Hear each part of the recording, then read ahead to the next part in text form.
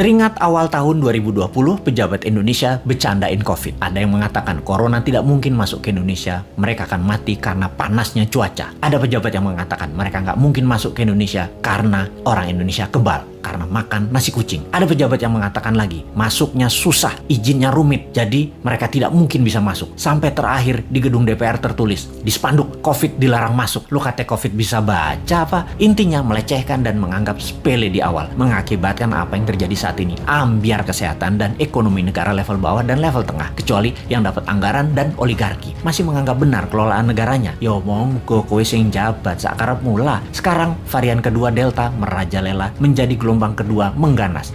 Mulai disalahkan rakyatnya nggak kuat sama PPKM aja mengeluh, apalagi di lockdown. Nah kok ngene sih sampean bernegaranya, Cak? Kok nuduh rakyat? Bentar, jangan-jangan kalau di lockdown 100% dengan darurat militer plus dikasih cuan selama 14 hari langsung reda COVID-nya ketimbang di PPKM kan, dimana 80% manusia masih pada ngider bingung sih tepatnya. COVID jadi tetap merajalela karena ikut bergerak juga mengikuti cangkangnya. Sudahlah, pokoknya nggak ada lockdown, adanya PSBB, lalu PPKM, lalu nanti muncul singkatan baru dan apalagi strateginya, ya terserah. Lalu sibuk vaksin sana sini, tahu-tahu ada strain mutasi baru, Lambda, jreng, kaget lagi. Dimana Lambda ini katanya anti vaksin, kebal vaksin. Apa sih sebenarnya yang terjadi? Vaksin sama virus kok pinter-pinteran begini, sakti-saktian, punya jurus di atas jurus. Karena bernegaranya punya gaya sendiri, nggak mau dengar ilmu selain ilmu orang di sekitar istana, maka ya nggak apa-apa kita nggak dianggap. Walaupun kita selalu memberi solusi melalui sosmed, kita ingatkan versi lain. Pernah kita berikan solusi pakai gelang hijau, fokus di daerah hijau, dan pakai darurat militer, nggak digubris. Memang sih sudah pasti ide kita dilepeh. Yowis, rapopo. Kalau buat simulasi alternatif lain ada nggak? Pemerintah buat nggak? Skenario A, B, C, D, dan lain sebagainya. Sungguh loh, ini semua harusnya banyak alternatif yang kita buat solusi dengan banyak skenario. Ada skenario perang dunia invisible war, skenario pandemi untuk tujuan politik,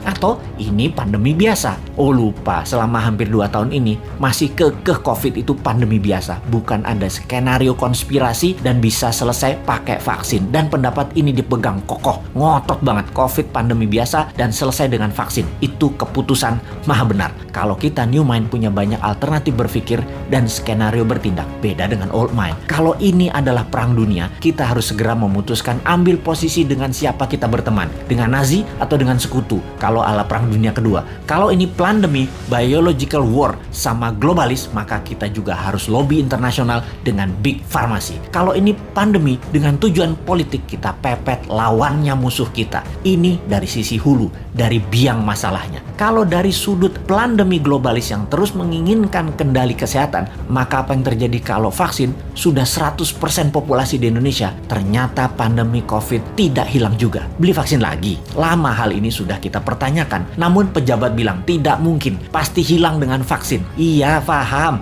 Kalau tidak selesai, ya nggak dijawab. Lalu yang dia bilang adalah, lo ngeyel sih. Oke, kalau new mind bagaimana? Punya skenario lah kalau new mind. Skenario kalau COVID tidak bisa selesai oleh vaksin. Cara berhitungnya sederhana. Kalau terpapar 20.000 per hari, maka sebulan 600.000. Setahun 7 jutaan. Saat ini 3,5 jutaan. Alias total sampai akhir tahun 2022 bisa mencapai 15 jutaan. Dan ini baru memapar 5-10% populasi. Dimana kalau ternyata vaksin tidak menyelesaikan penyebaran COVID, maka 7 tahun COVID baru hilang dari bumi Nusantara. Karena untuk herd imunitas harus 70% tercapai. New Mind agar tidak bertele-tele solusi kesehatannya, ditambah memfokuskan solusi COVID adalah pakai imunoterapi, imunomodulator, stem cell, dendritic cell, multivitamin booster, dan sejenisnya selain vaksin yang ada. Pakai printing money modalnya supaya stok siap di akhir tahun 2021 ini. Kita tambah skenario, apa yang terjadi kalau setiap 3 bulan varian baru dimunculkan.